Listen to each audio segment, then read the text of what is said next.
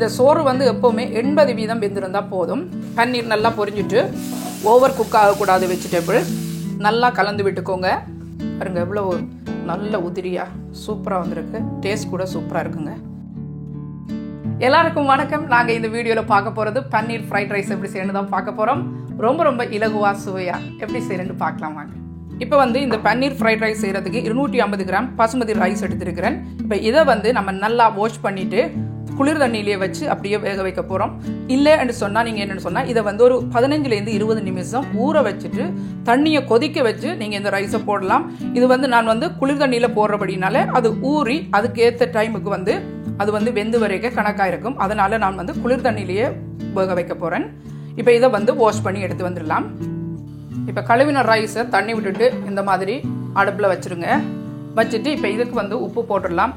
1 teaspoon அளவுக்கு உப்பு சேர்த்துருங்க. அதோட வந்து 1 டேபிள் ஸ்பூன் அளவுக்கு எண்ணெய் விட்டுருங்க.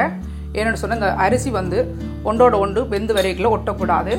எப்போவுமே நீங்கள் அரிசி வேக வைக்கும் பொழுது அரிசி வந்து சில வேளையில் கஞ்சி சுத்துற அரிசியாக இருக்கும். நீங்கள் அரிசியை பார்த்து வேண்டிக்கோங்க. இல்லைன்னு சொன்னால் எங்களுக்கு பார்க்குற போது அந்த ஃப்ரைட் ரைஸ் வந்து அழகாக இருக்காது. அதனால் ரைஸ் வந்து எப்போவுமே உதிரியாக இருக்கணும். சோறு வெந்து கொண்டு இருக்கும் போதே பன்னீரையும் பிரட்டி வச்சிடலாம். பன்னீருக்கு மசாலா வந்து ஊறுனா கொஞ்சம் நல்லா இருக்கும். அதனால் வந்து அதையும் பிரட்டி போட்டு வச்சுருவோம். அதுக்கு வந்து 1/2 டீஸ்பூன் அளவுக்கு இஞ்சி பூண்டு விழுது எடுத்துக்கோங்க. 3/4 டீஸ்பூன் மிளகாத்தூள், 1/4 டீஸ்பூன் மஞ்சள் தூள், 1/4 டீஸ்பூன் உப்பு. இதெல்லாம் சேர்த்துட்டு ஒரு கரண்டி வச்சு நல்லா கலந்து வச்சுக்கோங்க.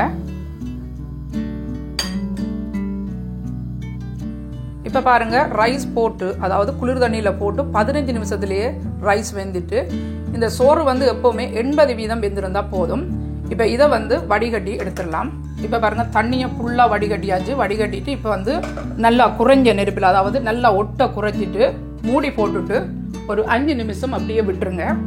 ஏன்னு சொன்னால் அப்போ தான் அந்த ரைஸில் உள்ள மிச்ச தண்ணியும் வந்து நல்லா சுண்டி வரும். இப்போ பக்கத்து அடுப்பிலேயே ஒரு பேன் வச்சுட்டு அதில் வந்து ஒரு 2 டேபிள் ஸ்பூன் அளவுக்கு சூரியகாந்தி எண்ணெய் விடுறேன். நீங்கள் தேங்காய் எண்ணெயும் பயன்படுத்தலாம். இப்போ நம்ம பிரட்டி வச்ச பன்னீர் 15 நிமிஷம் நல்லா ஊறிட்டு இப்போ இதை வந்து நம்ம இந்த எண்ணெயில் போட்டு பொரிக்க போகிறோம். போட்டுட்டு அப்படியே விடக்கூடாது. அங்கங்கே நல்லா நம்ம வந்து பிரட்டி விட்டுறணும். இந்த மாதிரி தொடர்ச்சியாக பிரட்டி விட்டால் தான் 4 பக்கமும் பொரிஞ்சு சிவந்து வரும். இப்போ பாருங்க பன்னீர் நல்லா பொரிஞ்சிட்டு இப்போ இதை வந்து இறக்கிடலாம்.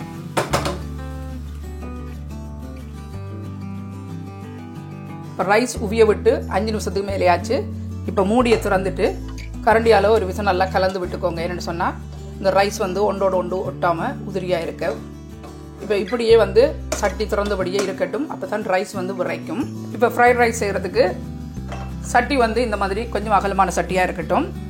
இப்போ இதில் வந்து 2 டேபிள் ஸ்பூன் அளவுக்கு சூரியகாந்தி எண்ணெய்,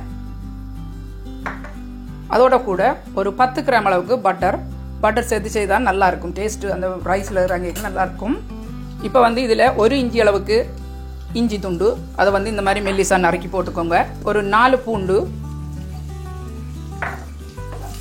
இது நல்லா கொஞ்சம் நேரம் வதக்கிக்கோங்க. ஒரு 30 செகண்டுக்கு. இந்த இஞ்சி உள்ளினுடைய வாசனை வந்து இந்த பட்டரோட எண்ணெயோட சேரிக்க நல்லாயிருக்கும். ஒரு 3/4 கப்பு பெரிய வெங்காயம், 3/4 கப் அளவுக்கு போஞ்சி, 3/4 கப் அளவுக்கு கேரட், எல்லாமே மிக்ஸ் பண்ணின குடமிளகாய் ஒரு 3/4 கப்பு எல்லாத்தையும் சேர்த்துட்டு நல்லா கலந்து விட்டுக்கோங்க. கலந்து விட்டுட்டு இப்போ இதுக்கு தேவையான உப்பு போட்டுடலாம். ஒரு 1/2 டீஸ்பூன் உப்பு போட்டுருங்க. போட்டுட்டு நல்லா வதக்கிக்கோங்க. இது வந்து ஓவர் குக் ஆகக்கூடாது வெஜிடபிள். இந்த மாதிரி ஃப்ரைட் ரைஸ் செய்யும்போது எப்போவுமே நெருப்பை வந்து உயர்வாக வச்சுக்கோங்க. இப்போ இதில் வந்து ஒரு 3/4 கப் அளவுக்கு கோவா, ஒரு சில்லி அதாவது வந்து ரெட் சில்லியோ க்ரீன் சில்லியோ எது வேணாலும் நீங்கள் பயன்படுத்தலாம். அதோட இதில் வந்து லீக்ஸ் ஒரு 3/4 கப்பு, கொஞ்சமாக கருவேப்பிலை போட்டுட்டு ஒரு 30 செகண்டுக்கு இதை வந்து வதக்கிக்கோங்க. வதக்கிட்டு இப்போ இதில் வந்து சோஸ் சேர்த்துக்க போகிறோம். இப்போ இதில் வந்து 1 டீஸ்பூன் வினிகர், 1 டேபிள் ஸ்பூன் அளவுக்கு சில்லி சோஸ், அடுத்ததாக dark soya sauce 1 tablespoon அளவுக்கு சேர்த்துக்கோங்க. சேர்த்துட்டு இப்போ நல்லா கலந்து விட்டுக்கோங்க. இப்போ இப்போ இன்னொருக்கா ரைஸை நல்லா கலந்து விட்டுட்டு இப்போ நாங்கள் வந்து ரைஸை சேர்த்துக்க போகிறோம்.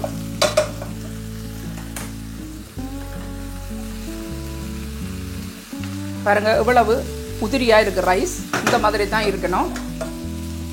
இதுக்கு பிறகு நெருப்பு வந்து ஹையாக வச்சுருக்கக்கூடாது. நல்லா ஒட்டை குறைஞ்சிட்டு இது போல் ரைஸ் வந்து உடையாமல் கலந்து விட்டுக்கோங்க. இது போல் கலந்து விட்டுட்டு இப்போ நம்ம பொரிச்சு வச்சிருக்கிற பன்னீரையும் இதோட சேர்த்துடலாம். இப்போ பன்னீர் முழுவதையும் இதில் சேர்த்துருக்கேன். பன்னீரை சேர்த்த பிறகு நல்லா கலந்து விட்டுக்கோங்க. ஆனால் கலக்கும் போது ரைஸ் உடையாமல் பார்த்துக்கோங்க. இப்போ வந்து கொஞ்சமாக மல்லித்தழை வந்து தூவி இறக்கிடலாம். இப்போ வந்து நம்முடைய பன்னீர் ஃப்ரைட் ரைஸ் ரெடி ஆயிட்டு.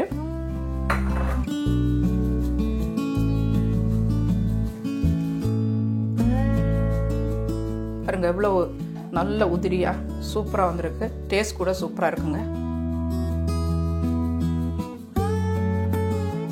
ஓகே நண்பர்களே, அருமையான சுவையில் எப்படி பன்னீர் ஃப்ரைட் ரைஸ் செய்யறது இந்த வீடியோவில் நம்ம பார்த்துருக்குறோம். இந்த ஃப்ரைட் ரைஸ் செய்யறதுக்கு நீங்கள் உடனே சாதம் வடித்து செய்யணுன்ற அவசியம் இல்லை. முதல் நாள் மிஞ்சி இருக்கிற சாதத்தை வச்சு கூட நீங்கள் இதை செய்யலாம். இதுக்கு முதல் உள்ள வீடியோவில் சிக்கனை பயன்படுத்தி ஒரு இடியப்ப கொத்து எப்படி செய்யறது நான் வந்து செய்து காட்டியிருக்கிறேன். அந்த வீடியோவை நீங்கள் பார்க்க விரும்பினால் இந்த லிங்கினூடாக நீங்கள் பார்த்து தெரிஞ்சு கொள்ளலாம்.